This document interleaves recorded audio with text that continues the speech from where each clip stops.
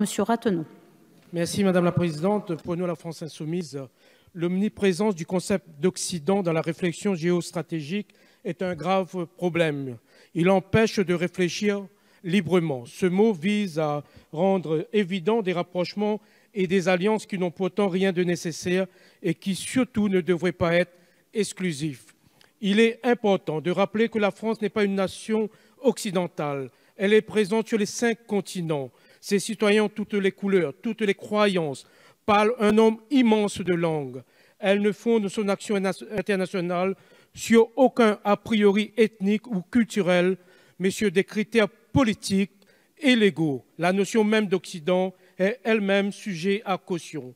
Le mot décrit-il la chose ou la fait-il exister? Mais il est évident que nous ne réglerons pas cette question en 2 minutes ici. En tout cas, il faut rappeler que la coopération militaire est possible avec d'autres puissances que celles abusivement identifiées comme occidentales. Cette interopérabilité avec celle-ci n'a pas nécessairement vocation à être extrêmement approfondie. Elle ne doit pas non plus être écartée. À titre d'exemple, on peut signaler que l'action coordonnée des forces françaises et russes contre Daesh n'aurait sans doute pas souffert si l'interopérabilité entre elles avait été plus avancée. Nous nous accrochons pas à ce concept forgé par les néoconservateurs américains. Encore une fois, nous demandons donc la suppression du mot occidentaux. La France Insoumise, à travers cet amendement, cherche à éviter la pérennisation ad vitam aeternam de la posture de protection terrestre ajoutée à la fonction protection des armées françaises à la suite des attentats de 2015 et 2016. La FI a à cœur de réaffirmer la distinction républicaine entre les enjeux de sécurité intérieure et les enjeux de défense. La confusion actuelle entre les missions de l'armée et de la police est une tendance lourde et dangereuse qui se matérialise à travers l'opération Sentinelle. L'efficacité de celle-ci reste à prouver, tandis que son coût est, lui, évident. Pire, les militaires de l'opération Sentinelle sont devenus des cibles spectaculaires et légitimes pour des gens qui veulent s'en prendre au pouvoir en place, faisant ainsi le jeu du terrorisme islamiste. L'objectif de dissuasion de cette opération est ainsi mis à mal, puisqu'elle représenterait plutôt une incitation. D'autant que la généralisation dans le temps long de cette opération instaure une habitude et une routine délétère, une habitude et une routine délétère pour l'efficacité du dispositif. Le niveau de vigilance des soldats baisse. À l'inverse, les terroristes ont plus de temps pour repérer et préparer leurs attaques. En outre, la militarisation de la sécurité intérieure fait peser un risque latent sur les libertés publiques. Nous ne souhaitons pas nous engager sur cette pente glissante. D'autres solutions pour la protection du territoire national doivent être pensées et mises en œuvre. Elles existent. La France Insoumise est prête à en discuter avec la majorité et les autres partis lorsqu'ils le souhaitent. Je vous remercie. On s'entend bien. Personne sur les bancs de la France Insoumise n'affirme que les patrouilles de Sentinelle sont une menace pour la démocratie, ni qu'on n'ait jamais vu ou que ce soit dans ce pays nos militaires nous assaillir. Ce n'est pas le sujet. L'interrogation, elle est principielle, elle porte sur 2 sujets. Premièrement, la confusion qui s'entretient dans beaucoup de pays, et parfois dans les discours en France, entre les opérations de police et les opérations militaires, et qui résulte, on va faire la faveur à chacun de la bonne foi, du fait que certains sujets sont à la limite des 2.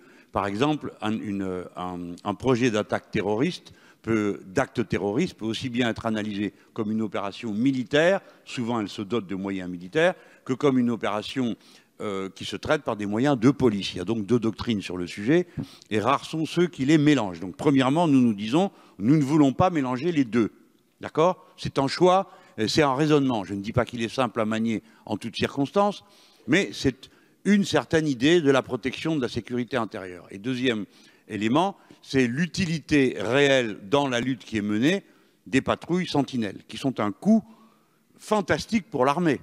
Non seulement ça représente de l'argent, mais ça représente beaucoup de fatigue, beaucoup de manières de faire tourner le personnel. Fort heureusement, parfois des décisions sont prises qui fait que nous avons des patrouilles qui n'ont pas de munitions. On sait pourquoi on décide, on prend ce genre de décision, et je n'en fais pas le grief ici.